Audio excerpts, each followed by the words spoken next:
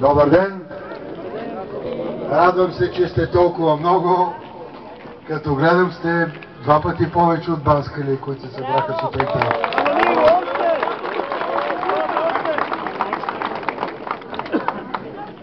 Както ви обещах предишния път, Националната гражданска коалиция Приората за хората и регионите вече е факт.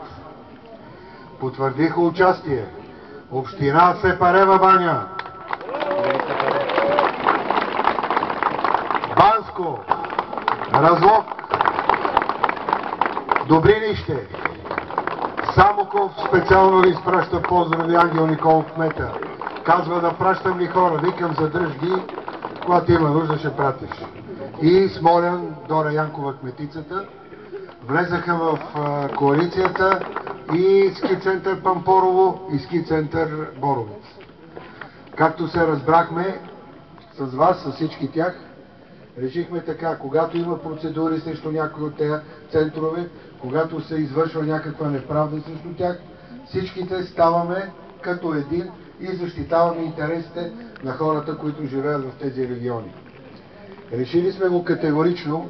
Ние бяхме с господин кмета Сашо Иванов, заедно с кмета на Банско Александър Краваров и с кметката наместничка на Боровец, Кацарска, бяхме при министър Нона Караджова. Раздвоен съм от тази среща, ще бъда искрен с вас, раздвоен съм доста от тази среща. На моменти имаше разбиране, на други моменти тотално отрицание на нещата, които трябва да се свършат и да се случат тук. И стигнахме до извода, че без вашата помощ, без натиск, просто нещата няма да се случат. Решили сме, връчихме и на председателя на парламента Цецка Цачева нашата петиция от предишния митинг, с което категорично настояваме, когато има някакви законодателни промени, когато се правят правилници, когато се правят някакви наредби, категорично участие на представители на общините, в които се правят и които касаят тези наредби. Имам предвид, че трябва да има представители и от кметското ръководство, и от Общинския съвет, и от неправителствените организации. Тези хора, които чакаме да дойдат от Европейската комисия, това са евроексперти, които така много коректно ги поканихме на митинга и те казаха едни много точни думи. Тоест, целта на опазването на природната среда не е да се спират инвестициите, не да не се строи, ами разумно, по законов път, при спазване на процедурите да се дават разрешения. Смятаме, че голяма част от информацията, която се подава към Брюксел и към нашите министерства, е изключително изкривена и неточна. Тя се подава от една, меката дума, която ще употребя, от една шайка, която са свикнали последните 15 години да се разпореждат на практика с имотите на половин България. Защото те вкараха 40 000 км най-хубавите земи и най-хубавите гори от територията на страната в натура и убеждават всички, че там е забранено да се извършват всякакви инвестиции. Това не е истина. И ние за това се събираме, за да докажем, че това не е истина, че има възможност Сепарева баня да се развие и да стане, може би, най-хубавия зимен туристически и балнеоложки център в страната.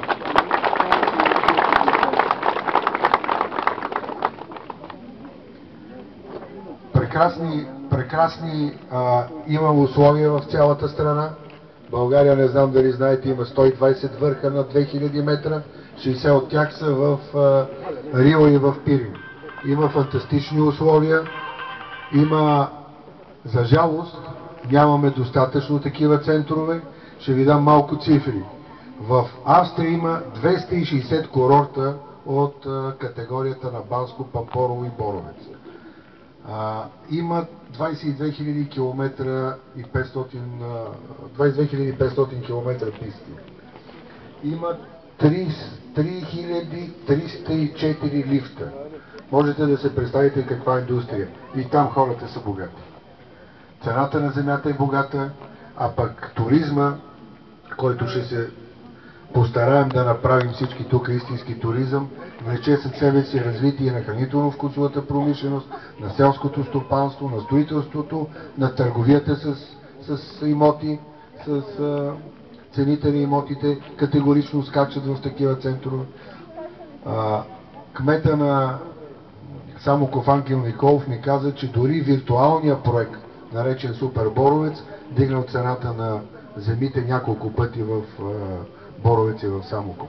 Така че с подкрепата на всички вас, ние ще направим всичко възможно, проектите, които сте ги замислили вие и поради което подкрепяте и Общинския си съвет и кмета Сашо Иванов, да се реализират. За следващия път ще поканим и депутатите, защото те трябва да присъстват тук след вас. Вие сте ги избрали и те трябва да се ангажират, ние всички да ги ангажираме да работят за просперитета на района. И нещо друго ще кажа.